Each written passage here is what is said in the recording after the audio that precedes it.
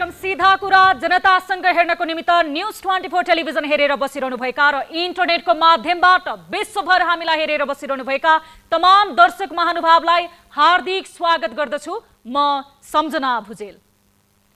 सरकार उही छ र उसकै छ के भनेको र दाबी गरे अनुसार नै हुने हो त। अब जनताको चाहना ओली सरकार नै शासनमा, नारा त घन्केकै छ र घन्काइएकै छ। नियोजित रूपमा होस् या प्रायोजित रूपमा अर्थात् यथार्थमा नै किन नहोस्, अहिले भइरहेको विकसित घटनाक्रम हेर्दा पनि तत्काल प्रधानमन्त्री केपी शर्मा ओलीको सरकार बालुवाटारबाट विस्थापित हुने र सिंहदरबारबाट सर्ने अवस्था भने पटक्कै देखिँदैन। दलहरू दौडा दौडमा नै छन्, रातो दिन छलफलमा छन्, तर न चुरो भेटाउन सकेका छन् न कुरो नै टुङ्ग्याउन सकेका छन्। नयाँ सरकारको बारेमा अनुहारको खाका समेत कोरिन नसक्दा धेरैले ताजा जनादेशमा जानु उचित हुने निष्कर्ष समेत निकाल्न थालिसकेका छन्। नेपाली कांग्रेस निकै मचियो। एक समय सरकारको नेतृत्व गर्ने प्रस्ताव उसलाई ठाउँ ठाउँबाट आयो। कहिले पेरिस डाँडाको प्रस्ताव आयो, बालुवाटारमा बस्दै बिहालो त कति पटक हो कति। मधेस केन्द्रित दलहरूसँग पनि छलफल चलेकै हो, तर आउनु पर्ने ठाउँबाट प्रस्ताव आएन कि क्या हो, त्यसैले पनि कांग्रेसको खुट्टा कामे जस्तो छ। स्वयं कांग्रेस सभापति शेरबहादुर देउवा भन्न थालेका छन्, जनताले प्रतिपक्षमा बस्ने जनादेश दिएका छन्, सरकार बनाउने खेलमा लागिँदैन। तर हो, यो तरमा भने धेरै कुरा लुकेको छ। देउवाले जहाँ पुग्छन् त्यहाँ एउटै कुरा बोल्छन्, सरकार बनाउने खेलमा कांग्रेस लाग्दैन, तर अवसर आए सरकारको नेतृत्व गर्न पनि पछि पर्दैन। तरको पछि के अर्थ लुकेको होला? नेपालका राजनीतिक दलहरूको साथ कांग्रेस भित्रैको अवरोध या सीमापारी वा उता कतैबाट आउने आशीर्वादको लाइन। कांग्रेसले यो अवस्था देखेपछि नेकपा माओवादी केन्द्र पनि थोर बहुत आशा गरेर दौडिएछ। उसले कहिले कांग्रेस भेट्छ, कहिले मधेस केन्द्रित दलहरूसँग भलाकुसारी गर्छ, कहिले कता पुग्छ। आशलाग्दो ठाउँतर्फ पनि हेरेर बसेकै होला, तर कहीं कतैबाट संकेत नपाउँदा उसको उही पुरानो बानी अर्थात् आन्दोलन के धम्की, अब जंगल जान्छु नि फेरि। माधव कुमार नेपाल र झलनाथ खनालले एमाले भित्रै समानान्तर संरचना बनाउन व्यस्त छन्। कहिले ओलीलाई घुर्क्याउँछन्, कहिले फकाउन खोज्छन् त कहिले तर्साउन खोज्छन्। तर के गर्नु, ओलीको तालमा न उनीहरू सुर मिलाउन सक्छन् न त कुनै लय नै भेट्छन्। एकपटक बालुवाटारमा सँगै बसेर ओली, नेपाल र खनालले सारङ्गी पनि रेटे, बाँसुरी पनि बजाए, तर त्यो दिनको मजा उदास भनेर कता उड्यो कता अहिले एमाले भित्र धेरै थोक बज्न थालेको छ। सबैभन्दा बढी त दन्त बजान पो छ। यता राजतन्त्र र हिन्दू राज्यको मागमा उभिँदै आएको राप्रपा कहीं कतै दृश्यमा देखिँदैन। न कसैले बोलाउँछन् न कसैलाई भेट्न जानु नै पर्छ। कति औडाहा भएको होला यति बेला राप्रपालाई। त्यसैले उसको एउटै रटान छ, दलहरूको बेतिथि हेर्दा ताजा जनादेश लिन जनतामा जानु नै उचित हुन्छ। नयाँ बानेश्वरको संसद भवन त्यही हो। त्यहाँ उभिएर बोल्ने नेताहरू पनि उनै हुन्, त्यहाँ उभिएर ताली बजाउने सांसदहरू पनि उही हुन्। नेपाली भूमि कालापानी मिचोदिँदा सबै दलहरू मिलेर एक स्वरले त्यही संसदबाट देशभक्तिको गीत गाउँदा छिमेकीहरूको सातो नउडेको होइन। दलहरू एक ढिक्का बनेर देशहितको गीत गाउँदा नेपाल आमाको छातीमा सदैव खेल्न खोज्नेहरू नतर्सिएका पनि होइनन्। तर त्यो उदाहरण अहिले एक दिनको कथा बन्ने त्रास बढेको छ। त्यो गर्भिलो छेन धमिलो बन्दै जाने सम्भावना चुलिँदो छ। कारण कसको? नेताजीहरूलाई प्रश्न गर्न मन लाग्छ, तपाईहरूको मिलाप किन स्थायी हुँदैन? तपाईहरूको माया प्रेम किन कहिले गाढा हुँदैन? देश जनताको लागि त सोचिदिनुस्। तपाईहरू मिलेर अघि बढे देश र जनताले धेरै थोक पाउने थिए। तपाईहरू लडे जनताले गुमाउनु बाहेक अरू केही पाउने छैनन्। नेताजीहरूको सद्बुद्धि पलाओस्, अब यही कामना मात्र गर्न बाँकी छ। आउनुहोस् यो सँगै सुरु गरौँ जनताको चासो गुनासो र प्रश्न सहितको विशेष कार्यक्रम सीधा कुरा जनतासँग।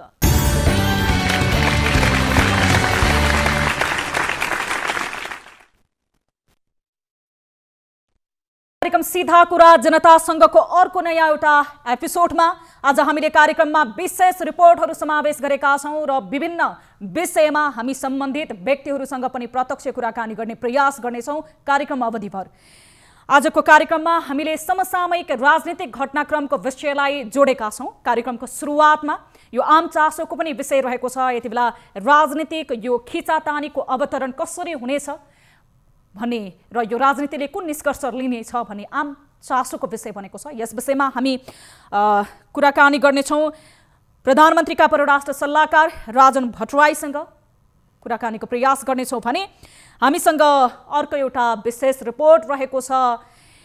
कहिले सगरमाथाको विषयलाई लिएर त कहिले गौतम बुद्धको विषयलाई लिएर भारतीय सञ्चार माध्यमहरूले नेपाली स्वाभिमान र नेपाली चिनारीप्रति जहिले धावा बोलिरहेका छन्। अहिले भारतको जी न्युजले सीता भारतमा जन्मिएकी हुन् भनेर जुन धावापूर्ण समाचार सम्प्रेषण गरेको छ यसप्रति आम नेपालीहरूको यति बेला ध्यान आकर्षण भइरहेको छ भने यसै विषयलाई आजको कार्यक्रममा हामीले प्रस्तुत गर्नेछौँ। यस अलावा हामीले यसभन्दा अगाडि उठाएको विषय र समय अभावको कारण हामीले प्रसारण गर्न नसकेको विभिन्न वन्यजन्तुहरूले धनी नेपालमा वन्यजन्तुहरूको तस्करी पनि त्यति नै मात्रामा भइरहेको छ। हात्तीको तस्करी गरेर भारतमा बेच्ने क्रम रोकिएको छैन। यस सम्बन्धी विशेष रिपोर्ट रहेको छ भने हामीले अर्को एउटा रिपोर्ट आजको कार्यक्रममा समावेश गरेका छौँ। मोरङको एउटा विषय रहेको छ जुन विषय सुल्झिन सकिरहेको छैन। अनुसन्धानको दायरामा छ। यो हत्या हो कि आत्महत्या हो भन्ने एक व्यक्तिको यो घटनालाई पनि आजको कार्यक्रममा रिपोर्ट मार्फत हामी समावेश गर्नेछौँ र सम्बन्धित प्रशासकीय निकायसँग कुराकानी गर्नेछौँ। यस अलावा कार्यक्रम अवधिभर तपाईँ दर्शक महानुभावले हामीसँग टेलिफोन र भाइबर मार्फत प्रत्यक्ष जोडिन सक्नुहुनेछ र कार्यक्रम सीधा कुरा जनतासँगमा तपाईँहरूले आफ्नो सहभागिता जनाउन सक्नुहुनेछ। कार्यक्रमको सुरुवात गरौँ। सुरुमा हामी ताली र गालीबाट। यसअघि हामीले उठाएको विषय थियो भारतमा फैलिँदै गएको कोरोना भाइरसको संक्रमणलाई रोक्न नेपालले सीमा पुरै बन्द गर्नुपर्छ या पर्दैन भन्ने प्रश्नमा मत जाहेर गर्नुपर्ने थियो, जसमध्ये 79.14% अर्थात् 21,331 जनाले तालीमा र 0.86% अर्थात् 185 जनाले गालीमा मत जाहेर गर्नुभएको छ। अर्थात् सीमा पुरै बन्द गर्नु पर्दैन हुँदैन भन्ने जनमत देखिएको छ। ताली र गालीको लागि आजको हाम्रो विषय रहेको छ माओवादी केन्द्रले नेकपा बारेको निर्णय विरुद्ध पुनरावलोकनका लागि सर्वोच्च अदालत जाने निर्णयलाई के भन्न सकिन्छ? ठिक हो भन्नेले तालीमा र होइन भन्नेले गालीमा भोट गर्न सक्नुहुनेछ। भोटिङ सुरु हुन्छ अबबाट। तपाईहरूले हाम्रो पात्रको एप्लिकेसन मार्फत ताली र गालीमा भोट गर्न सक्नुहुनेछ र आम जनचासो र सार्वजनिक सरोकारको विषयमा आफ्नो मत, आफ्नो विचार, आफ्नो प्रतिक्रिया दिन सक्नुहुनेछ। अब लाग्छौँ पहिलो विषयतर्फ। सत्ता समीकरणले राजनीतिक सरगर्मी यसरी बढेको छ। यति बेला सरकार टिकाउने र ढाल्ने खेल दलहरूले दाउपेचको सतहमा देखाउन थालेका छन्। अहिले निर्णायक मानिएको जनता समाजवादी पार्टीको एउटा खेमा प्रधानमन्त्री केपी शर्मा ओलीसँगै सहकार्यका लागि लचक बनेको मात्र छैन, दैनिक छलफलमा पनि जुटेको छ। तर अर्को खेमा जसरी पनि ओलीलाई हटाउनै पर्ने अडानमा छ। प्रधानमन्त्री केपी शर्मा ओली पनि एमालेकै असन्तुष्ट पक्षलाई पाखा लगाउने खेलमा उत्रिनु भएको प्रश्न देखिन्छ भने सरकार टिकाउन जसपालाई आफ्नो विश्वासमा लिने प्रस्तावमा पनि देखिएको छ। यही पेरिफेरीमा रहेर हामीसँग यति बेला प्रधानमन्त्रीका परराष्ट्र मामिला सल्लाहकार डाक्टर राजन भट्टराई टेलिफोन सम्पर्कमा जोडिनु भएको छ। हामी उहाँसँग यही समसामयिक राजनीतिक घटनाक्रम र राजनीतिक खिचातानीको विषयमा कुराकानी गर्नेछौँ। सल्लाहकारज्यू, स्वागत छ यहाँलाई कार्यक्रम सीधा कुरा जनतासँगमा। धन्यवाद। अब यही सरकारको निरन्तरताका लागि तपाईहरूको यो प्रयास, यो भागदौड, यो खिचातानी देखिएको? खिचातानी भागदौड केही पनि गरेका छैनौँ। पार्टीहरूका बीचमा छलफल चलेको छ। छलफल वार्ता सकारात्मक हिसाबले अगाडि बढेको छ। हजुर, अब तपाईले बताए अनुसार वार्ता नै अघि बढिरहेको छ भन्नुभयो, खिचातानीहरू केही देखिएको छैन भनेर। अहिलेसम्मको वार्ता र यो बहस छलफलको केही निचोड अथवा निष्कर्ष चाहिँ के निक्लियो त अहिलेसम्म? निष्कर्ष निस्केको भए त सहमति भयो भनेर हामी बाहिर भनिहाल्थ्यौँ नि। हामी छलफलको क्रममा छौँ। विषयवस्तुहरू विस्तृत रूपमा छलफल भएका छन्। ती विषयहरू निचोडमा पुगेको छैन। निचोडमा पुग्ने तर्फ उन्मुख छन् र सकारात्मक रहेको छ। निचोडमा पुगेपछि त सहमति भयो भनेर हामी बाहिर घोषणा गरिहाल्छौँ। हजुर, अब आम चासोको विषयलाई रहेर मैले तपाईँलाई प्रश्न गरेँ, नयाँ सरकार गठन या यही सरकारको निरन्तरताका लागि संसदीय अङ्कगणितमा निकै ठुलो उलटफेर हुने सम्भावना छ भनिन्छ, तपाईँ चाहिँ के बताउनुहुन्छ? संसदीय अङ्कगणितमै खेल हुन्छ सरकार बनाउने कुरामा। संसदीय व्यवस्थामा पार्लियामेन्टभित्र रहेको संसदहरूको सङ्ख्याले कसको सरकार रहने कसको सरकार नरहने भन्ने कुरा निर्धारण गर्छ। त्यही निर्धारणका क्रममा एउटै राजनीतिक दलको पूर्ण बहुमत 275 जुन हाम्रो संसदीय प्रतिनिधि सभा छ, त्यो प्रतिनिधि सभाको 275 जनाको 50+1% मतलब चाहिँ हामीलाई चाहिन्छ। त्यो चाहिने सङ्ख्याका लागि नेकपा एमालेको आफ्नो बहुमत नभएको हुनाले अन्य राजनीतिक दलसँग छलफल गर्ने कुरालाई अन्यथा मान्नु हुँदैन। त्यही छलफल र त्यही प्रक्रिया अगाडि बढेको हुन्छ। हजुर, अब तपाईँहरूकै पार्टीका एक धारका एक पक्षका नेताजीहरूको कुराकानी सुन्ने हो भने अब आफ्नै पार्टीलाई बाहिर राखेर अरूलाई फकाउँदा त्यति भरपर्दो हुँदैन, उहाँहरूले यो प्रतिक्रिया पनि दिइरहनु भएको छ। के भन्नुहुन्छ, कतिको भरपर्दो होला?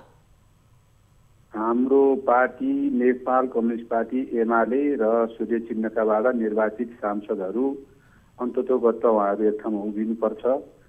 त्यो राजनीतिक हिसाबले पनि र कानुनी हिसाबले पनि त्यो उहाँहरूको बाध्यता हो।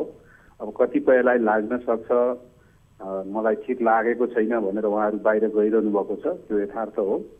अब बाहिर गइरहने कहाँसम्म उहाँहरू जानुहुन्छ त्यो भोलिको कुराले बताउने हो। अहिलेसम्मको स्थितिमा हामी के भन्छौँ भने नेकपा एमाले र अब अहिले हामीले वार्ता गरिरहेको जनता समाजवादी पार्टीका बिचमा सहमति हुन्छ भन्ने हाम्रो विश्वास हो। यद्यपि सहमति नभइसकेको र टुङ्गिन नसकेको हुनाले मैले अहिले त्योभन्दा बढी भन्न मिल्ने कुरा छैन।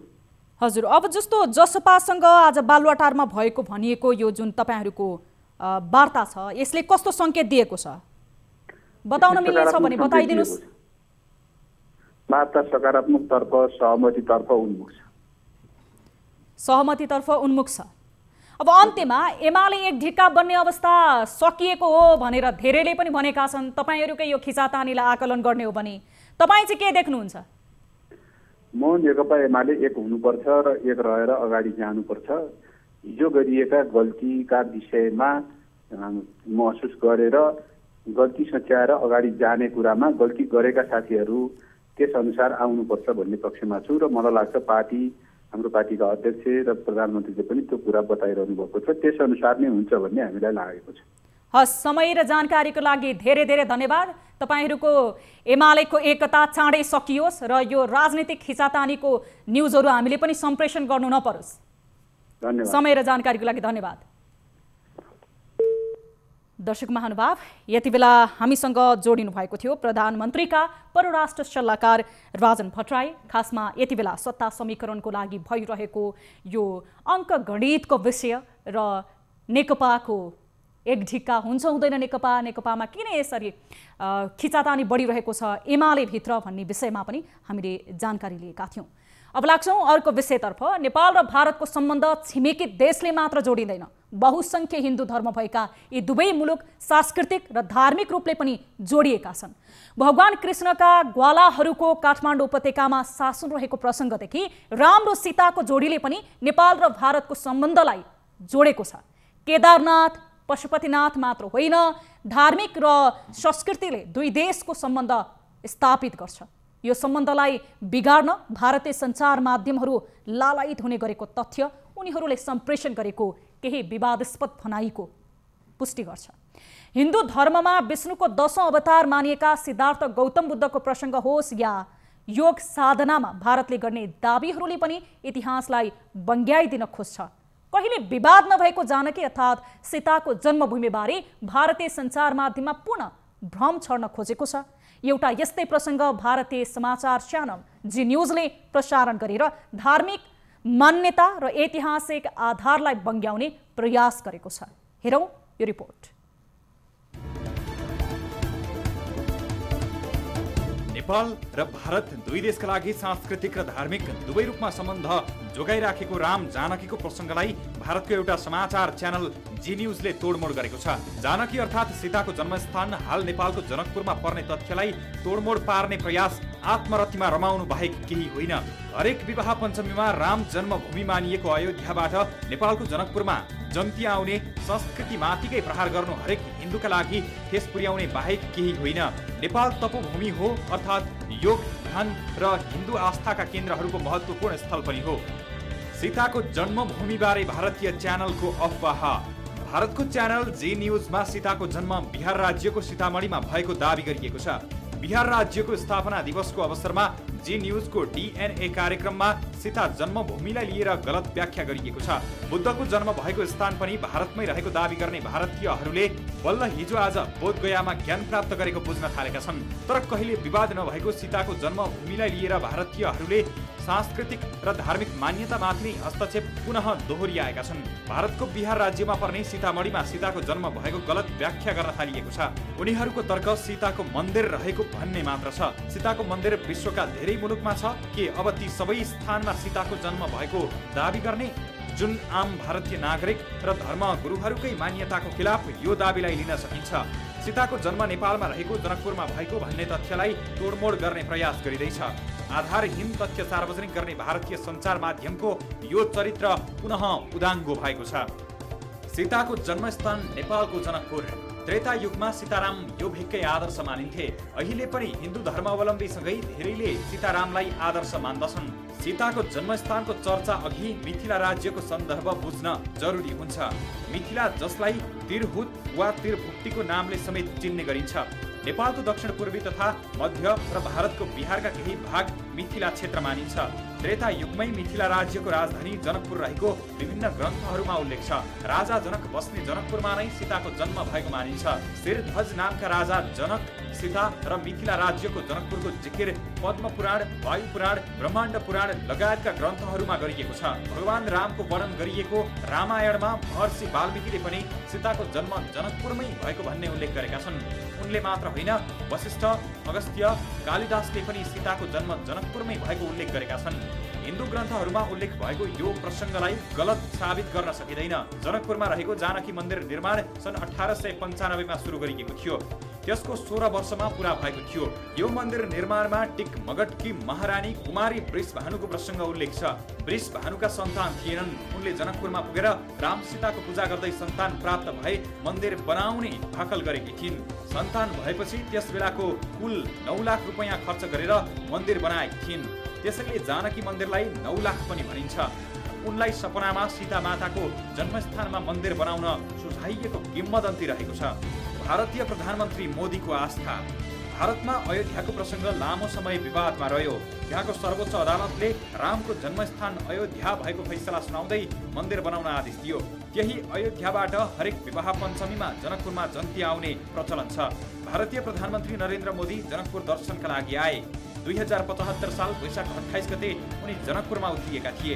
उनले त्यस बेला पनि सीताको जन्मभूमि जनकपुर आइपुग्दा आफूलाई गर्व लागेको बताएका थिए। उनको यो भनाइले पनि सीताको जन्मभूमि जनकपुर प्रतिको आस्था बढाएको छ।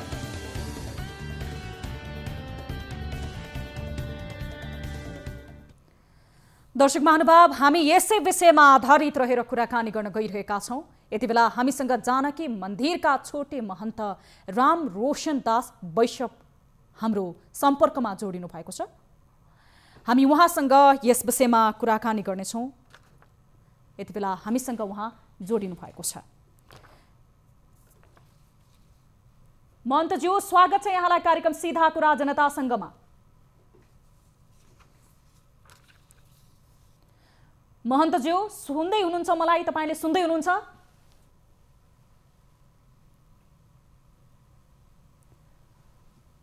दर्शक महानुभाव, हामी उहाँसँग यस विषयमा कुराकानी गर्न खोजिरहेका थियौँ। उहाँ पूर्ण हाम्रो सम्पर्कमा जोडिनु भएको छ। उहाँसँग हामी कुराकानी गर्नेछौँ यस विषयमा रहेर। खासमा नेपाली स्वाभिमानमा, नेपाली चिनारीमा भारतले सधैँ धावा बोलिरहेको छ।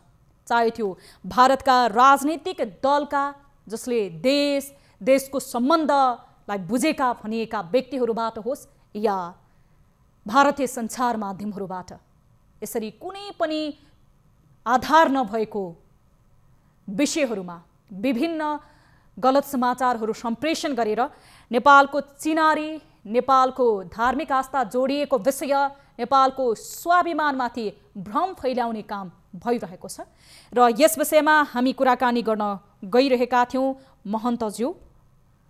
उहाँसँग जो यो विषयमा सम्बन्धित व्यक्ति पनि हुनुहुन्छ, उहाँ जानकी मन्दिरका छोटे महन्त पनि हुनुहुन्छ। यति बेला भारतीय सञ्चार माध्यम जी न्युजले सीता भारतमा जन्मिएकी हुन् भनेर एउटा धार्मिक आस्था र त्यसै गरी इतिहासलाई नै धावा बोलेको छ। यस विषयमा हामी आधिकारिक व्यक्तिबाट केही धारणा र उहाँको विचार विमर्श बुझ्ने प्रयास गरिरहेका थियौँ। यद्यपि उहाँसँगको सम्पर्क हामी पुनः प्रयास गर्ने कोसिस गर्नेछौँ। महन्तज्यू, स्वागत छ यहाँलाई कार्यक्रम सीधा कुरा जनतासँगमा। महन्तज्यू सुन्दै हुनुहुन्छ मलाई? सुन्दैछु। स्वागत छ यहाँलाई कार्यक्रम सीधा कुरा जनतासँगमा। तपाईहरुलाई पनि स्वागत छ। हजुर, अब आज हामी कुराकानी गरिरहेका छौँ विभिन्न समयमा भारतीय सञ्चार माध्यमहरूमा आउने जुन नेपाली स्वाभिमान, नेपाली संस्कृति, नेपाली हाम्रो इतिहासहरूमा बिना आधार धावा बोल्ने विषयमा र यसै प्रसङ्गमा हिजो भर्खर मात्र जी न्युजले एउटा समाचार सम्प्रेषण गरेको थियो कि सीता भारतमा जन्मिएको भनेर जुन दाबी गरेको छ। समाचारको आधारमा हामी तपाईलाई जोड्न गइरहेका छौँ। जुन भारतीय सञ्चार माध्यमहरूमा एक पछि अर्को गर्दै नेपालको धार्मिक त्यसै गरी सांस्कृतिक अस्तित्वमाथि आक्रमण गर्ने यो किसिमका समाचारहरू, यो किसिमका जुन अभिव्यक्तिहरूलाई के भन्नुहुन्छ?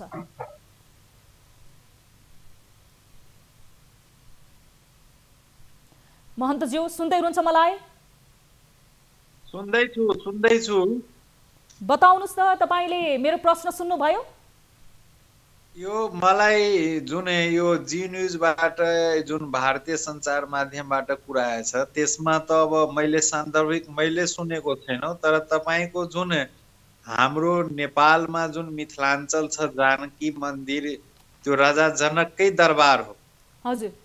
त्रेता युग कालमा जानकीको चाहिँ सीता प्यालेस भनेको अब जनकको छोरी भएर त्यही उद्गम भएको त्यो जनक दरबार रहेछ। हजुर। त्यो अहिले भारतीय भूमिमा पनि मिथिलाञ्चल एरिया छन्। हजुर। त विभिन्न ठाउँमा अब सीताको घटना भनेर नेपाल र भारतको बिहार क्षेत्रको कुनै मिथिलाञ्चलसम्म जोडिएको र गाँसिएको छ। त यो भन्न मिल्दैन कि हाम्रो जनकपुर धामको छोरी होइन। हजुर। हेलो। हजुर, अब तपाईँ जानकी मन्दिरको छोटे महन्त पनि हुनुहुन्छ। अब यो दाबीको प्रतिकार गर्न आवश्यक ठान्नुहुन्छ या हुन्न? म जानकी मैले बुझ्न पाएन, कुरा अस्पष्ट भन्नुस् त एकचोटि। अब यो भारतीय सञ्चार माध्यमको दाबीलाई तपाईँ, हामी लगायत नेपालले प्रतिकार गर्नुपर्ने आवश्यकता हो या होइन? धार्मिक कुरोमा भारतीय र नेपालीको कुरो आउँदैन। दुईटा धर्म भनेको हिन्दू धर्मावलम्बीको या कुनै पनि धर्मावलम्बीको धर्म भनेको त्यो कुनै देशसँग सम्बन्ध राख्दैन। त्यो सबको लागि राम सीता हो। त्यो नेपालीको लागि पनि छ र भारतमा बस्ने राम सीताको अनुयायी जति होला त्यसको लागि पनि छ आफ्नो ठाउँमा। तर जनकको राजधानी जनकपुर धाम छ, त्यही अहिले सीता प्यालेसले चिनाइरहेछ। यज्ञ स्थल, अब कीडा स्थल, ठाउँ ठाउँमा घटना भएको स्थल मिथिलाञ्चल र जनकपुर दुईटै क्षेत्र पर्छ। नेपाल र भारतको बोर्डर एरियाको केही क्षेत्र हाम्रो मिथिलाञ्चल पर्छ, जहाँ सीताको यता पनि उता पनि घटित घटना हो। यो त्रेता युगमा नेपाल भारत थिएन। त्रेता युगमा मिथिलाञ्चल एउटा देश थियो, मिथिला देश थियो, जसको राजधानी जनकपुर धाम छ। हजुर, अब यो युगौँदेखि अब विवाह पञ्चमीमा अयोध्याबाट जनकपुर जन्ती आउने, त्यसै गरी जुन अहिले भारतीयले दाबी गरेको यो परम्परालाई चाहिँ एकदमै तोड्ने अथवा आम जसले हिन्दू धर्मप्रति आस्था राख्छन्, विश्वमा हामीलाई सीताको देश भनेर चिन्छन्, त्यसलाई त धावा बोल्यो नि, होइन? त्यो त एउटा ट्रेडिसनल यो पौराणिक सम्बन्ध हो। हजुर। र यो पौराणिक सम्बन्ध शास्त्र वेद अनुसार अयोध्याको छोरा राम र जनकपुरको छोरी हाम्रो मिथिलाको छोरी जनकपुरको छोरी सीता र दुईटैको सम्बन्ध भएको विवाह भएको ठाउँ जनकपुर धाम हो र त्यही एउटा त्यो बेलाको पौराणिक पर्वलाई हामीहरू दोहोऱ्याउँदै अहिले एउटा नेपाल भारतको एउटा सांस्कृतिक सम्बन्ध भन्नुस् या दुईटै देशको बीचमा जुन ऐतिहासिक पौराणिक सम्बन्ध भन्नु त्यो हामीहरू इन्भेन्टको रूपमा वास्तवमा मनाइरहेका छौँ विगतको केही वर्षदेखि र एउटा यो परम्परा र सांस्कृतिक पनि झल्काउने हाम्रो यो धरोहर जस्तो संस्कृति पनि हो जुन विश्वले अहिले यो विवाहको गाँठमा बाँध्ने त्यहीबाट सुरुवात भएको पनि मान्यता छ वेदशास्त्रले त्यही भन्दै आए।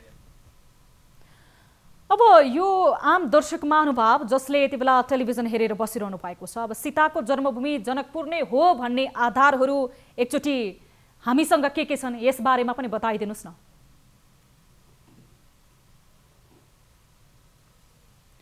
सुनिरहनु भएको छ मेरो आवाज?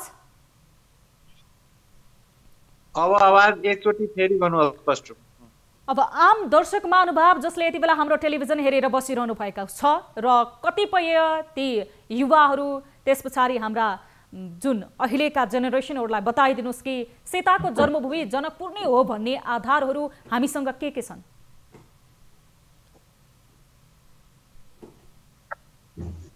नेपालमा चाहिँ जनकपुर धाम हो भन्न हजुर त्यो अस्पष्ट रूपमा हो त्यो हामीमा आज कसैले हामीहरूले गरेको होइन। हजुर त्यो नेपालमा जनकपुर धाम छन् भनेर टिकमगढको महारानी आएर हजुर जनक महल बनाएछ। हजुर इन्डियाको झाँसीको रानी आएर ओर्छाको। हजुर र त्यो नेपालको हाम्रो मिथिलाञ्चल भनेको चाहे अवधको क्षेत्र भनेको केही भाग नेपालमा पनि पर्छ र आधा भाग चाहिँ इन्डियामा पनि पर्छ। हजुर त नेपालमा राम र सीताको घटना छैन त्यो कुरा होइन। हजुर नेपालमा पनि छ केही भाग इन्डियामा पनि छ। सीता त स्पष्ट रूपमा हाम्रो जनकपुर धाम जनकपुर नगरी जनकपुर धाम थियो र त्यहाँको छोरी थियो र उहाँको किरा स्थल यज्ञ स्थलमा विभिन्न घटना भएको ठाउँलाई अहिले मूल्य मान्यता अनुसार हलेश्वरी यज्ञ हुँदा बिहारमा पनि सीतामढ़ीको ठाउँलाई पनि मानिने गरिएका छन्। तर जनक भनेको राजधानी भनेको जनकपुर धाम रहेछ। हजुर अब यो भारतीय सञ्चार माध्यमले दाबी गरेको सीतामढ़ीको रहस्य चाहिँ के हो? तपाईसँग केही जानकारी छ भने हामीलाई बताइदिनुस् त। अब मैले एउटा स्पष्ट रूपमा के भन्छु भने घर हुन्छ। हजुर घरमा गाउँमा आफ्नो घर हुन्छ त जब एउटा चाइल्ड बच्चा जन्म लिने बेलामा मान्छे हस्पिटल पनि जान्छ, यज्ञ स्थलमा पनि जान्छ, वैदमा पनि जान्छ। त्यो बेला हलेश्वरी यज्ञ गर्नको लागि पनि त्यहाँ त्यो भूमिमा खेती भइरहेको थियो तर नाम चाहिँ गाउँकै आउँछ कि जन्मस्थली कहाँ हो त फलानो गाउँको। अब सीताको राजधानी जनकपुर धाम छ। सीता जनकको राजधानी जनकपुर धाम छ भने त सीताको प्यालेस पनि जनकपुर धामै हो, बर्थ पनि भन्नलाई जनकपुर धामै भन्नुपर्छ। हजुर समय र जानकारीको लागि यहाँलाई धेरै धेरै धन्यवाद। तपाईहरुको पनि धेरै धेरै धन्यवाद।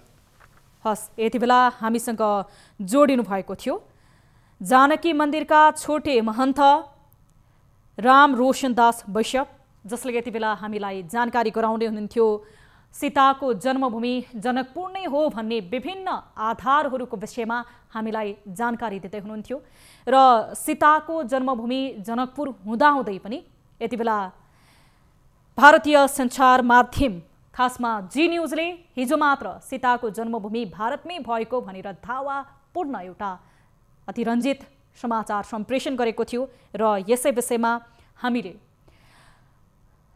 जानकी मन्दिरका छोटे महन्तसँग कुराकानी गरेका थियौं। हुन त भारतले हाम्रो धार्मिक र सांस्कृतिक क्षेत्रमा मात्र होइन हाम्रो पहिचानका विषयहरूमा पनि भारतीय सञ्चार माध्यमले विभिन्न धावापूर्ण समाचारहरू सम्प्रेषण गरेको दृष्टान्तहरू रहेका छन्। कहिले सगरमाथा, त्यसै गरी कहिले गौतम बुद्ध, त्यसै गरी विभिन्न हाम्रा प्राचीन ऐतिहासिक र धार्मिक सम्पदा, व्यक्तित्व, विभूतिहरूको विषयमा जहिले पनि भारतीय सञ्चार माध्यमहरूले भ्रम छर्ने प्रयास गरेका छन् र जुन भ्रम विश्वमा फैल्याइरहेका छन् र यस विषयमा हामीले कुराकानी गरेका थियौँ। यति बेला भने हामीसँग कोही दर्शक महानुभाव कार्यक्रममा जोडिनु भएको छ। आफ्नो गुनासो सहित हामी उहाँसँग कुराकानी गर्नेछौँ। नमस्कार, को बोल्दै हुनुहुन्छ, कहाँबाट, यहाँको शुभ नाम? हेलो, म मलेसियादेखि रूपेश राजधानी। रूपेशजी, हजुर, तपाईले के समस्या परेर हामीलाई सम्झिनु भयो? यहाँ सुनसरी जिल्ला रामधुनी नगरपालिका वडा नम्बर 6 का विष्णु राजधानी। हजुर, उहाँको गत मार्च 6 तारिक उहाँको निधन यहाँ मलेसियामा भएको थियो। हजुर, र आज 17 दिन बितिसक्दा पनि उहाँको शव अहिलेसम्म पनि यही मलेसियामै छन्। घर परिवारले गर्नुपर्ने प्रक्रिया, सम्पूर्ण प्रक्रियाहरू भइसकेको छ। हजुर, र अहिले आएर चाहिँ त्यो टिकटमा चाहिँ समस्या भइरहेछ। टिकट चाहिँ किन यत्रो दिनसम्म वेटिङ गरिराख्नु पर्ने भन्ने मेरो जिज्ञासा थियो। हजुर, र यसमा के गर्छन्? यसमा नेपाल सरकारको कमी कमजोरी हो या एयरलाइन्सको कमी कमजोरी हो? यो सम्बन्धी चाहिँ मलाई अलिकति जानकारी भएन, जानकारी भएको छैन। यदि नेपाल सरकारको कमी कमजोरी हो भनेदेखि किन यति साह्रो गरिरहेका छन् नेपाल सरकारले? किन चाहिँ बेलैमा चाहिँ समयमा चाहिँ उनको आफन्तले यो सब बुझ्न पाइरहेको छैनन्? आज 18 दिनसम्म भइसक्यो। हजुर, हजुर, रूपेशजी, जस्तो अब मलेसिया लगायत विभिन्न गल्फ कन्ट्रीहरूमा गएका र त्यहीँनिर आफ्नो जीवन बिताएका, मृत्युको मुखमा पुगेका विभिन्न नेपाली दाजुभाइहरूको शव नेपाल ल्याउनलाई यो अगाडिका अथवा तपाईँसँग हामी कुराकानी गरिरहँदाखेरि हामीलाई जानकारी भएअनुसार 2 देखि 3 महिनासम्म लागिरहेको छ। अब यो अवस्थामा सम्बन्धित निकायले तपाईँहरूलाई के भनिरहेको छ? सम्बन्धित निकायले यहाँ सम्पूर्ण प्रक्रिया भइसकेको छन्। यहाँ दूतावासले पनि रिलिज लेटर दिइसक्नु भएको छ। हजुर, र मात्रै बाँकी छ अब टिकटको काम। बा एयरलाइन्सको कमी कमजोरी हो या नेपाल सरकारको कमी कमजोरी हो? यसमा चाहिँ धेरै समय किन कुर्नु पर्ने हो? उनका घर परिवारले समयमै 7 देखि 10 दिन भित्रमा यो मृत शव बुझ्न पाएदेखि उहाँहरू पनि ढुक्क हुनुहुन्थ्यो।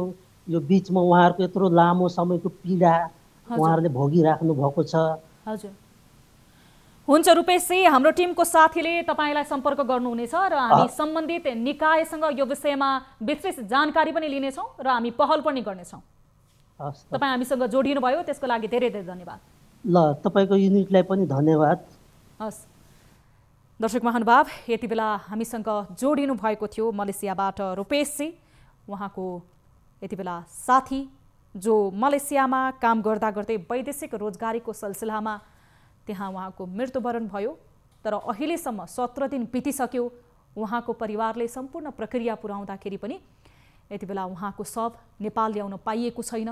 के कारणले हो भनेर यति बेला हामीसँग जिज्ञासा राख्दै हुनुहुन्थ्यो। यद्यपि हामी सम्बन्धित निकायसँग यो विषयमा विस्तृत जानकारी लिनेछौँ र उहाँ र जसको यति बेला मृत्यु भयो उहाँको परिवारलाई पनि यस विषयमा हामी जानकारी दिनेछौँ र पहल गर्नेछौँ। वैदेशिक रोजगारीको सिलसिलामा धेरै नेपाली दाजुभाइले यति बेला विभिन्न समस्याहरू भोगिरहनु भएको छ र आफ्नो परिवारको सुख समृद्धिको सपना देख्दै विदेशिने धेरै नेपाली दाजुभाइहरू यसरी काठको बाकसमा आफ्नो मृत्यु भइसकेको शरीर लिएर नै देश फर्कने अवस्था रहेको छ भने कतिपय मृत्यु भएका शरीरहरू विदेशको विभिन्न अस्पतालहरूमा बसिरहेका छन्। हुन त सरकारले प्रयास पनि गरिरहेको छ र सरकारी प्रयास यति बेला लक्षित वर्गसम्म नपुगेको हो कि भन्ने अनुभूति पनि वैदेशिक रोजगारीको सिलसिलामा परदेशमा भएका आम नेपाली दाजुभाइ र उनका परिवारहरूले गरिरहेका छन्। कार्यक्रम सीधा कुरा जनतासँगमा एकैछिन छोटो ब्रेक। हामीसँग विभिन्न विषयहरू बाँकी नै छन्, हामीसँगै रहनुहोला।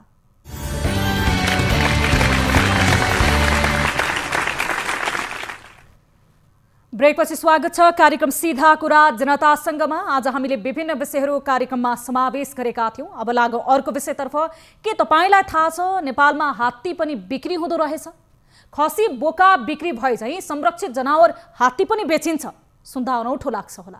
आश्चर्य नमान्नुहोस्, चितवनबाट भारततर्फ हात्ती बेचिन्छ, तर अन्तर्राष्ट्रिय ऐन साइटिसले संरक्षित वन्यजन्तु व्यापारिक प्रयोजनका लागि बेच्न नपाइने नियम बनाएको छ। त्यसमाथि अन्तर्राष्ट्रिय रूपमा व्यापार गर्न त झनै पाइँदैन। तर अन्तर्राष्ट्रिय र व्यापार नियन्त्रण ऐन 2073 तथा नेमाली 2076 विपरीत हात्तीलाई नेपालबाट भारततर्फ लैजाने कार्य सुरु भएको छ। चितवनको सौराहामा पर्यटकका लागि पालिएका हात्तीहरू अहिले धमाधम भारततिर बिक्री हुने गरेका छन्। यसको एउटा उदाहरण हो 50 वर्षीय आशाकली, जो चैत 5 गते राति 10 बजे भारतमा बिक्री भएकी छन्। कानुनमा हात्तीको बेचबिखन गर्न नपाइने व्यवस्था भए तापनि सौराहाका हात्ती भने धमाधम बिक्री भइरहेका छन्। टिभी जर्नलिस्ट गोविन्द कुबर र महेश आचार्यले तयार पारेको रिपोर्ट हेरौं। हेर्दा हेर्दै आशाकली बेचिन्। सुरक्षित जन्तु व्यापारिक प्रयोजनका लागि बेचबिखन गर्न पाइँदैन।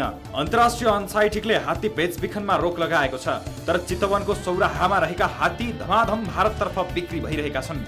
कोरोना महामारीका कारण पर्यटक आउन छोडेपछि पाल्न मुस्किल भएको भन्दै सौराहाका हात्ती व्यवसायीहरूले हात्तीलाई धमाधम बिक्री गरिरहेका छन्। 50 वर्षीय आशाकली, जो चैत 5 गते राति 10 बजे बिक्री भएकी छन्, जसलाई ना 4 ख 2827 नम्बरको ट्रकमा राखेर भारततर्फ लगिँदैछ। यो हेर्नुहोस्।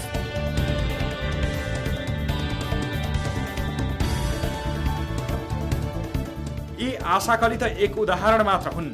लकडाउन यता आशाकली जस्ता 5 वटा हात्ती भारत पुगिसकेका छन्। साइटिस ऐनमा के छ? साइटिस ऐन अनुसार सुरक्षित वन्यजन्तुको अन्तर्राष्ट्रिय ओसार पोसारका लागि दुवै देशका साइटिस म्यानेजमेन्ट अथोरिटीको स्वीकृति चाहिन्छ। ओसार पोसार गर्न चाहने व्यक्ति वा संस्थाले स्वीकृतिका लागि निवेदन दिएमा अथोरिटीले कानुनले तोकेका मापदण्ड पूरा भएपछि स्वीकृति दिन सक्छ। तर व्यापारिक प्रयोजनका लागि पालेका संरक्षित वन्यजन्तुको स्वीकृति दिन नमिल्ने व्यवस्था छ। राष्ट्रिय निकुञ्ज तथा वन्यजन्तु संरक्षण विभाग के भन्छ?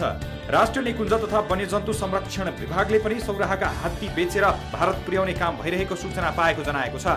यसै अनुसार सीमाका राष्ट्रिय निकुञ्ज तथा संरक्षण क्षेत्रहरूलाई उक्त हात्तीको बेचबिखन रोक्न निर्देशन दिएको बताइएको छ।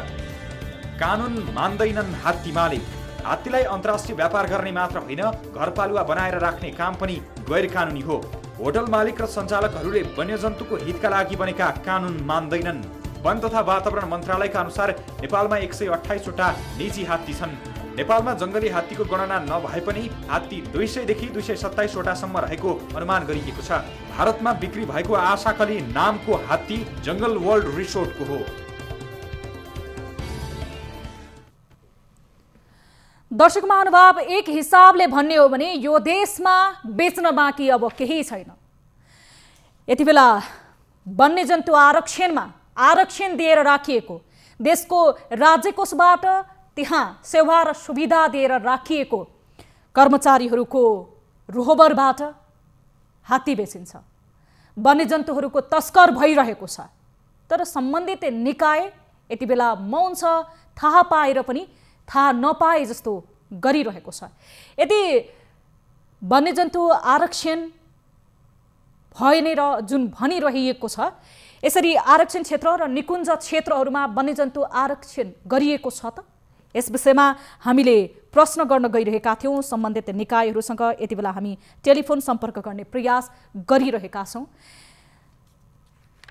यति बेला नियम छ, कानुन छ, तर त्यसको पालना कसले गर्ने? विशेष गरी साइन्टिस्ट सन्धि अनुसार वन्यजन्तुलाई, जुन संरक्षित वन्यजन्तुलाई बेचबिखन गर्न पाइँदैन भन्ने नियममा उल्लेख गरिएको छ। तर नेपालबाट हात्तीलाई बेचिँदो रहेछ, यो तथ्य फेला परेको छ। हाम्रा टिभी जर्नलिस्टहरूले यो तथ्यलाई सार्वजनिक गरेका छन् र हामीले रिपोर्ट मार्फत प्रसारण गरेका छौँ। बेलुकाको समयमा हात्तीलाई तस्करहरूले मिलेमतोमा ट्रकमा हालेर सीमा पारी पुर्याउँछन्। यसरी संरक्षित वन्यजन्तुको पनि बेचबिखन भइरहेको छ। तर त्यही वन्यजन्तु संरक्षण गर्नको लागि राष्ट्रको ढुकुटीबाट सेवा र सुविधा लिएकाहरू यति बेला के गरेर बसिरहेका छन् त्यो स्वयं सम्बन्धित निकायहरूलाई थाहा छैन। यद्यपि उहाँहरूले थाहा पाए पनि थाहा छैन भन्ने जवाफ अवश्य पनि दिनुहुन्छ होला। त्योभन्दा माथि हामी अपेक्षा गर्न सक्दैनौँ। हामी टेलिफोन सम्पर्क गरिरहेका छौँ यति बेला हरिभद्र आचार्य, सूचना अधिकारी, जो राष्ट्रिय निकुञ्ज तथा वन्यजन्तु संरक्षण विभागका प्रतिनिधि हुनुहुन्छ, सूचना अधिकारी हुनुहुन्छ। उहाँसँग यस विषयमा हामी कुराकानी गर्न गइरहेका छौँ। संरक्षित वन्यजन्तु हात्ती, खासमा समय समयमा हात्ती संरक्षणको लागि, गैडा संरक्षणको लागि, बाघ संरक्षणको लागि विश्वभरिबाट नै डलर खन्याएर अभियान चलाइन्छ। तर त्यो अभियानको सार्थकता के?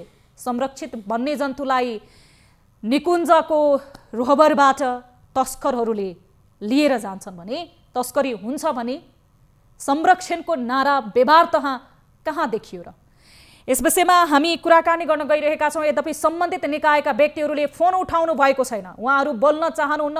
मैले अघि पनि उद्घोष गरिसकेकी छु, बताइसकेकी छु कि सम्बन्धित निकाय यो विषयमा थाहा छ तर उहाँहरू बताउन चाहनुहुन्न, किनकि करोडौँ मूल्यमा यहाँ हात्ती बेचबिखन गरिन्छ।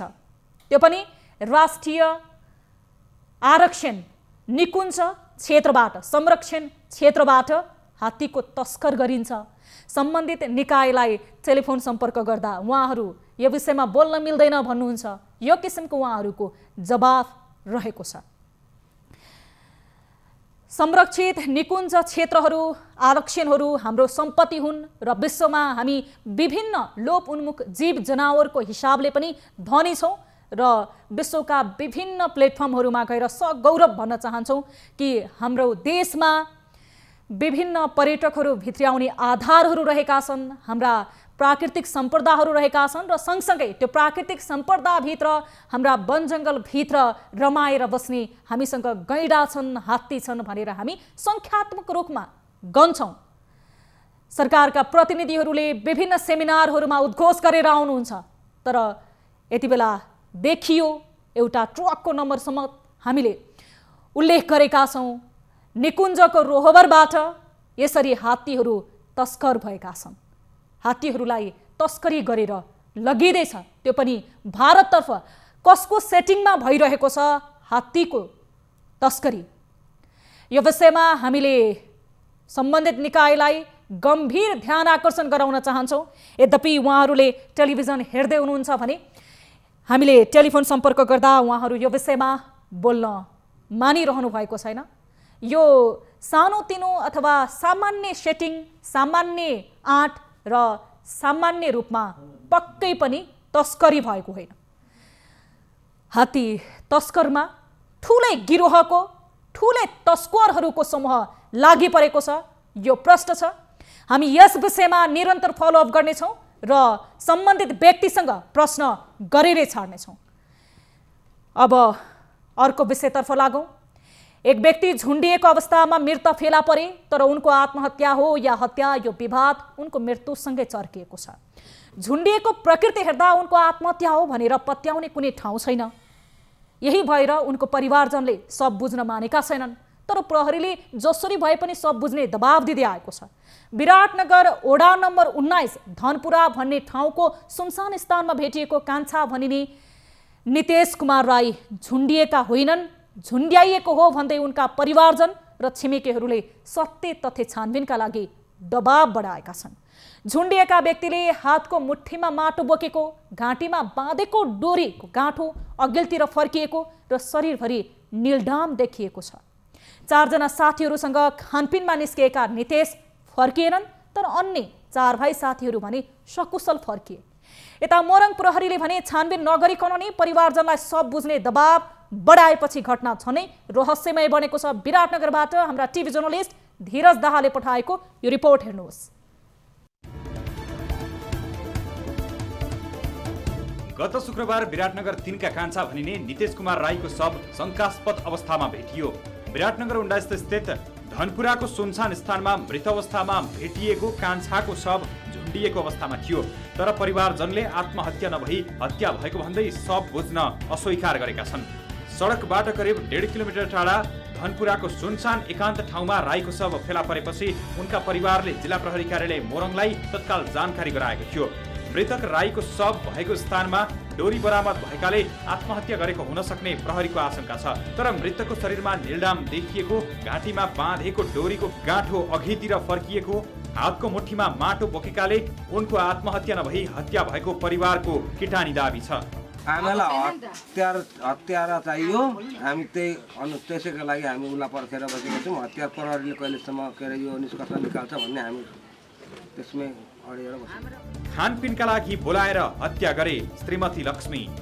मृतक राईको शव कोशी अस्पतालको शव गृहमा राखिएको छ। मृतक राई बिहिबार बेलुकी 6 बजेसम्म स्थानीय पुष्पलाल चोकमा साथी मनिष गुप्ता र भोला शर्मासँगै रहेको बेला विराटनगर 19 धनपुराका महेश थानदारले खानपिनका लागि बोलाएपछि साथीलाई जानकारी गराएर हिँडेका थिए। राति 9 बजेतिर विराटनगर 19 को धनपुरा स्थित देवन्ती ऋषिदेवको घरमा राई सहित 5 जनाले खानपिन गरेको आफन्तले बताएका छन्। खानपिनमा विराटनगर महानगरपालिकाका एक इन्जिनियर समेत संलग्न रहेको खुलेको छ। भोलिपल्ट शुक्रबार मध्याह्न राईको शव फेला परेको थियो। खानपिनमा संलग्न अन्य 4 जना मिलेर राईको हत्या गरेको परिवारको आरोप छ। 90 कटेका बुबा आमाको पनि बिजो। मृतक राईका श्रीमती र 4 वर्षको एक छोरा छन्। घरमा 90 वर्ष कटेका बुबा र आमा छन् जो राईकै कमाईबाट आश्रित छन्। सबैसँग मिलनसार छवि बनाएका राई हँसिला स्वभावका थिए। जिन्दगीका आयामका बारेमा अरूलाई सिकाउने र बुझाउने राईले आत्महत्या गर्न नसक्ने स्थानीय छिमेकीहरू बताउँछन्। पहिलो कुरा हामी सबैलाई थाहा छ कान्छा दाइ सुसाइड गर्ने खालको मान्छे नै होइन, उहाँको नेचर त्यस्तो छँदै नै छैन है। अब रह्यो अर्को कुरा, दोस्रो कुरा, यदि सुसाइड गर्नु नै थियो भने किन त्यो झाडीमा पुग्नु पर्थ्यो उहाँलाई सुसाइड गर्नलाई? शव उठाउन प्रहरीको दबाब। यता मोरङ प्रहरीको एक टोलीले भने राईको घरमा नै पुगेर शव उठाउन दबाब दिएको बताइएको छ। घटनाबारे बुझ्न खोज्दा मोरङ प्रहरी भने तर्किँदै आएको छ। उर्लाबारीमा भएको प्रवीण वास्तोला हत्या प्रकरणसँग मिल्दोजुल्दो घटना दोहोरिँदा राईको प्रकरण पनि सेलाइ हाल्ने अवस्था भने देखिँदैन। दर्शक महानुभाव, हरेक जुन रहस्यमय घटनाहरूमा सम्बन्धित निकायलाई आन्दोलन नगरी, परिवारजनले त्यहाँ विरोध नगरी कुनै पनि अनुसन्धानको कामहरू अगाडि नबढेको उदाहरण यति बेला मोरङ प्रहरी कार्यालयले दिइरहेको छ। हामी टेलिफोन सम्पर्क गर्ने यति बेला कोसिस गरिरहेका छौँ। जो मोरङ प्रहरीका प्रवक्ता हुनुहुन्छ मानबहादुर राई, जिल्ला प्रहरीका प्रवक्ता, उहाँलाई लगातार टेलिफोन सम्पर्क गर्ने प्रयास गरिरहेका छौँ। यद्यपि उहाँले टेलिफोन सम्पर्क उठाउनु भएको छैन। केही समय अगाडि प्रवीण वास्तोलाको जुन मृत्युपछिको अनुसन्धानलाई लिएर मोरङमा ठुलै प्रहरी प्रशासनप्रति प्रश्न चिन्ह खडा भएको थियो। प्रहरीको जिम्मेवारीप्रति, प्रहरीको सुरक्षा र अनुसन्धानप्रति। यही घटना पुनः दोहोरिने त होइन भन्ने यो घटनाले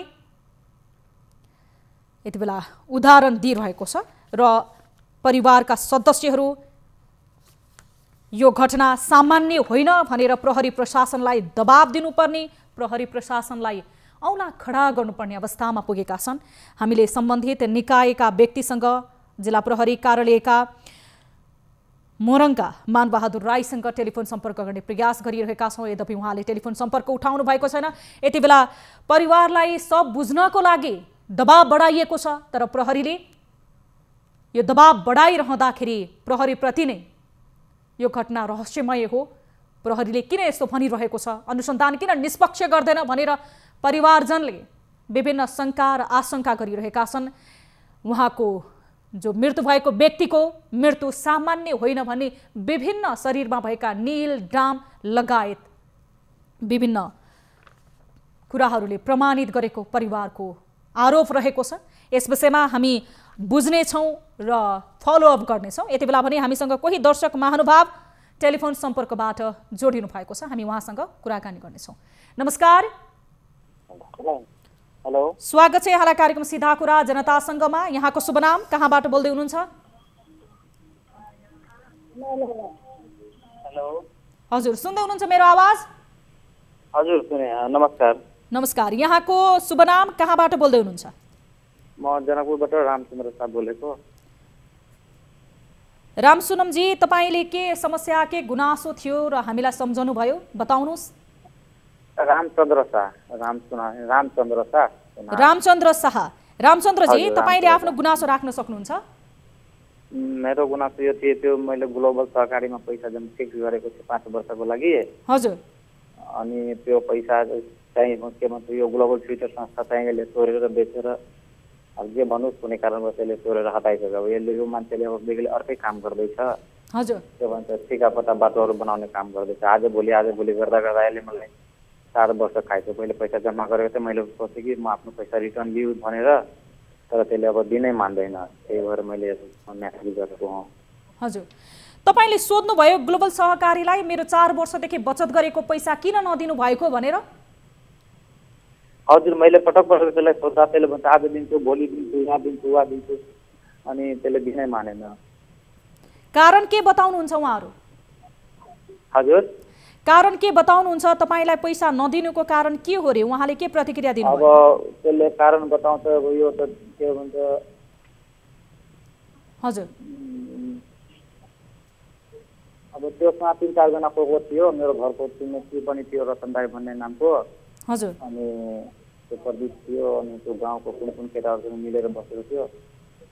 हजुर। अब त्यसले के भन्छ, त्यसले छोडिसक्यो। त्यसले भन्छ मेरो नामबाट ट्रान्सफर गरेर। हजुर। अब जसको नाममा छ त्यसलाई भन्नु र्यो। तपाईले बचत गराउनु भएको त्यहाँ तपाईसँग भाउचरहरू, तपाईसँग कागजी प्रमाणहरू के छन्? सबै छन्? कति रकम जम्मा गर्नु भएको थियो 4 वर्षमा? 1.5 लाख। 1.5 लाख रुपैयाँ? हजुर। अनि तपाईले यसरी ग्लोबल सहकारीमा मैले 4 वर्षदेखि पैसा जम्मा गरेको थिएँ, आफ्नो घाँस काटेर 1.5 लाख रुपैयाँ जम्मा भइसकेको थियो, तर सहकारीले मेरो पैसा दिन खोजिरहेको छैन भनेर कुनै प्रहरी चौकीमा, त्यस पछाडि अन्य सम्बन्धित निकायमा उजुरी दिने, गुनासो पोख्ने काम गर्नुभएको भएन? हजुर, मैले त्यो गरेँ। के भन्छ एकचोटि के भन्छ जानकी चोकमा गएको थिएँ, अनि जानकी चोकमा भने कि यो हाम्रो काम होइन, के भन्छ तपाईँ जिल्लामा जानुहोस्, जिल्लामा निवेदन दिनुहोस्। हजुर। अनि त्यहीँबाट तपाईँको लेटर आयो भने अनि मात्रै हामी स्टेप लिनुपर्छ। एकचोटि जानकी चोकमा हाल्नु गर्थ्यो। हजुर। रामचन्द्रजी, अब यो तपाईको मात्र हो कि त्यो सहकारी संस्थाले अन्य तपाईँ जस्तै व्यक्तिलाई पनि, बचतकर्ताहरूलाई पनि यसरी पैसा नदिने, जम्मा गरेको रकम नदिने अथवा ठग्ने गरेको के पाउनु भएको छ? तपाईले कोही साथी, आफ्नो वरपरका छिमेकीहरूबाट? हजुर, वरपरको पनि मान्छेहरू छ। अब तिनीहरूको खोइ के हो। हजुर। अब तिनीहरू लिन्छ कि लिँदैन त्यो त मलाई थाहा छैन, तर मैले त धेरै मेहनत गरेर पैसा जम्मा गरेको थिएँ। अब त्यसैको संस्थाहरूको मान्छेले भन्यो जा तँलाई पुलिस चौकीमा जानु, त्यहाँ विश्वास छ भने जा, त्यहाँ पनि कुनै के भन्छ 5 वर्षको छ, पैसा दिँदैन, यस्तो यस्तो भन्यो। हजुर। मैले भने छोडिदियो, अब के गर्ने, मलाई अब पैसा त चाहियो। अब भन्छ पुलिसमा गए पनि कुनै उपाय छैन, किनभने 5 वर्षको मैले फिक्स गरेको छु। त्यही भन्दैछु। रामचन्द्रजी, हाम्रो टिमको साथीले तपाईसँग अरू इन्फर्मेसन बुझ्नुहुनेछ, यसबारे विस्तृत जानकारी लिनुहुनेछ। तपाईले सम्बन्धित सहकारीका सञ्चालक र सम्बन्धित प्रतिनिधिको नम्बर उपलब्ध गराइदिनुहोस्। हाम्रो टिमको साथीहरूले लिनुहुनेछ र यस विषयमा हामी विस्तृत बुझ्नेछौँ। हामीसँग जोडिनु भयो, धन्यवाद। धन्यवाद। नम्बर त्यसको लिनुहोस्, म नम्बर दिन्छु। हुन्छ। हाम्रो टिमको साथीले तपाईसँग सम्बन्धित ग्लोबल सहकारीका सञ्चालकका नम्बर लिनुहुनेछ र हामी उहाँसँग सम्पर्क गरेर यस विषयमा बुझ्नेछौँ। तपाईको यो समस्याको विषयमा सम्बोधन गर्ने प्रयास गर्नेछौँ। दर्शक महानुभाव, यति बेला सहकारीको जुन ठगी धन्दा यसरी मौलाएको छ, जहाँ आम बचतकर्ताहरूले आफ्नो घाँस काटेर रकम जम्मा गर्छन् दुःख सुखको लागि, तर त्यो रकम यसरी सहकारीहरूले कुम्ल्याइदिएको छ, त्यसको विभिन्न उदाहरणहरू हामीले कार्यक्रम मार्फत पनि पेश गर्दै आएका छौँ। केही समय अगाडि हामीले सिभिल सहकारीको विषय उठाएका थियौँ। करिब 3200 भन्दा बढी बचतकर्ताहरूको 7 अर्ब भन्दा बढी पैसा सिभिल सहकारीले जोखिममा पारेको। त्यसैगरी अहिले भर्खरै हामीसँग टेलिफोन सम्पर्कमा जोडिनु भएको थियो रामचन्द्रजी, जुन ग्लोबल सहकारीले उहाँले 4 वर्ष लगाएर जम्मा गरेको 1.5 लाख रुपैयाँ सहकारीले यति बेला दिइरहेको छैन। म जस्ता धेरै अन्य साथी र छिमेकीहरू पनि हुनुहुन्छ, उहाँहरूकोसम्म पैसा दिन मानिरहेको छैन भनेर बताउँदै हुनुहुन्थ्यो। यदि तपाईँहरूले आर्थिक कारोबार गर्न चाहनुहुन्छ र तपाईले बचत गर्ने बानी बसाल्नु राम्रो हो, त्यो बचत सही ठाउँमा गर्न चाहनुहुन्छ भने सम्बन्धित कुनै पनि बैंक, त्यस पछाडि त्यो ब्याङ्कले दिने ब्याज दर, तपाईँले राखेको पैसा कतिको सुरक्षित हुन्छ, त्यो सबै बुझेर मात्र राख्नुहोस्। होइन भने केही व्यक्ति, केही गिरोहहरूले देशको मापदण्ड नै नमानिकन जुन खोलेका यस्ता च्याउसरी उम्रिएका सहकारीहरूले धेरैजनालाई, धेरै नेपालीहरूलाई ठगेका छन् र घरबाट सडकसम्म पुर्याएका उदाहरणहरू धेरै छन्। तपाईँ हामीले सुनिरहेका छौँ र सचेत रहनुहोस्, सजग रहनुहोस् जहिले पनि आर्थिक कारोबार गर्दाखेरि। कार्यक्रम सीधा कुरा जनतासँगको निर्धारित समय सकिएको छ। तपाईहरूले हामीलाई कुनै समस्या, जिज्ञासा, प्रश्न र कुनै पनि तपाईहरूसँग सूचना रहेका छन् भने हामीसँग सम्पर्क गर्न सक्नुहुनेछ। हाम्रो टोल फ्री नम्बरहरू रहेको छ, जुन नम्बरहरूमा तपाईँहरूले सम्पर्क गर्दा पैसा लाग्ने छैन। 1660 011 24 24, 98 015 7 24 24, 98 84 011 037 मा सम्पर्क गर्न सक्नुहुनेछ र भाइबर व्हाट्सएपबाट पनि जोडिन सक्नुहुनेछ। विभिन्न तपाईहरूको गाउँठाउँमा भएको विकृति, विसङ्गति सम्बन्धी, अनियमितता सम्बन्धी भिडियोहरू पनि हामीलाई बनाएर पठाउन सक्नुहुनेछ। यस्तै हाम्रो सोसल प्लेटफर्महरू, अफिसियल फेसबुक पेज र युट्युबमा पनि तपाईँहरूले आफ्नो समस्या, जिज्ञासा राख्न सक्नुहुनेछ। र पाएक पर्छ भने देशभित्रै हुनुहुन्छ, काठमाडौँ उपत्यकामा हुनुहुन्छ भने हाम्रो कार्यालय पानीपोखरी काठमाडौँमा आएर प्रत्यक्ष रूपमा हामीसँग तपाईँले आफ्नो गुनासो साट्न सक्नुहुनेछ। थप न्युजका लागि हाम्रो वेबसाइट www.news24nepal.com हेर्न नभुल्नुहोला। साथै तपाईँले हामीलाई फेसबुक, ट्विटर र युट्युबमा पनि फलो गर्न सक्नुहुनेछ। यस्तै मोबाइल, भाइबर र इमेलबाट न्युज24 टेलिभिजनको हेल्पडेस्कमा तपाईँहरूले 24 घण्टा सम्पर्क गर्न सक्नुहुनेछ। हामी निरन्तर न्युजमा छौँ। कार्यक्रम सीधा कुरा जनतासँगबाट म सम्झना भुजेल बिदा माग्छु। नमस्ते।